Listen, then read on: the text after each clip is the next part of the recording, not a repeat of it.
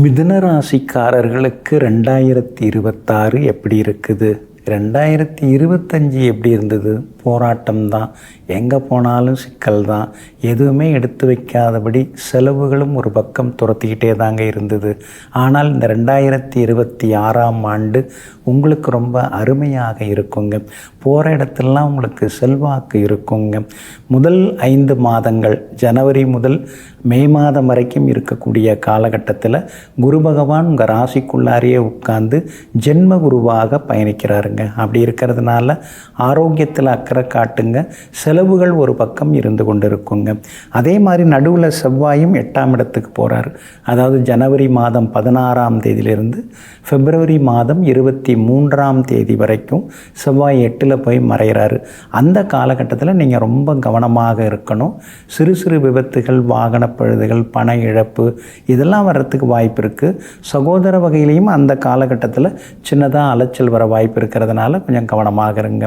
June, July, August, September, அதுக்கடுத்தது October 14 அந்த மாதங்கள் வரைக்கும் உங்களுக்கு குரு பகவான் 2வது வீட்டில் வந்து உட்கார போகிறாரு. அதனால் ராசிக்கு 2வது வீட்டுக்கு வந்த உடனே அந்த காலகட்டங்கள் வந்து குடும்பத்தில் அமைதி நிலவும், கணவன் மனைவிக்குள்ளார சந்தோஷம் வரும், பிரிஞ்சிருந்தவங்க ஒன்று சேருவீங்க, திருமணம் ஆகாமல் தள்ளி போனவங்களுக்கு திருமணமும் கூடி வரும், திருமணம் முடிந்து குழந்தை பாக்கியம் இல்லாமல் இருக்கிறவங்களுக்கு குழந்தை பாக்கியம் இல்லாமல் கிடைக்குங்க.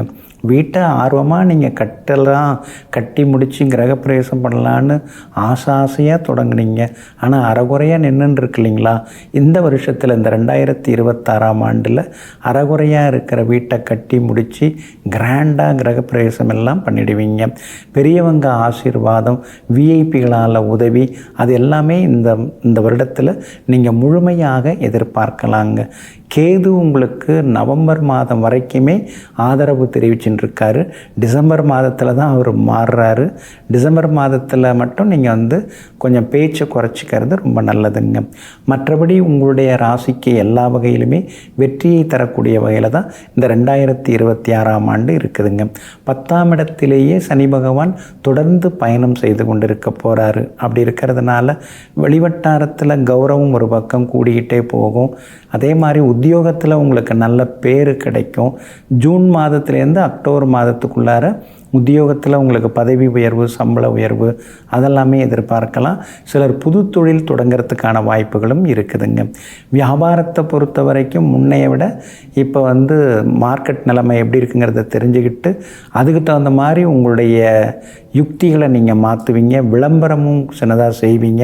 வாட்ஸ்அப் குரூப்பு, தெரிஞ்சவங்க வகையிலெல்லாம் நீங்கள் விளம்பரப்படுத்தி உங்களுடைய வியாபாரத்தை விரிவுபடுத்தியதற்கு பிரபலப்படுத்துவதற்கான வாய்ப்புகள் இருக்குது. வியாபாரம் அருமையாக இருக்கும். பழைய பாக்கியிலும் இந்த வருஷத்தில் வசூலாகுங்க. அதே மாதிரி மகனுக்கு மகளுக்கு திருமணம் முடிக்கிறதுக்கு நீங்கள் வரைஞ்சாதகமெல்லாம் பார்த்துன்னு இருக்கீங்க. எல்லாம் வருது, ஆனால் எதுவும் முடிய மாட்டேங்குதுங்கிற ஏக்கம் ஒரு பக்கம் இருந்துன்னு இருக்குது. ஆனால் இந்த வருஷத்தில் அடுத்தடுத்து குடும்பத்தில் சுப நிகழ்ச்சிகள் நடக்கும்.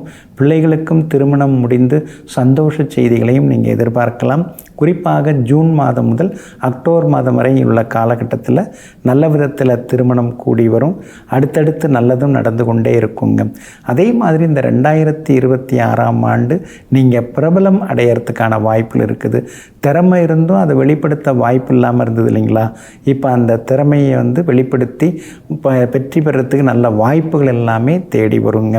புது வண்டி வாகனமும் நீங்கள் வாங்குவீங்க. உங்களுடைய அறிவுத்திறனை அதிகப்படுத்துறதுக்கு ஆன்லைன் கிளாஸில் ஏதாவது படிப்பீங்க. அதே மாதிரி சகோதர வகையில் மட்டும் மே மாதம் வரைக்கும் கொஞ்சம் அலைச்சல் இருக்கும்.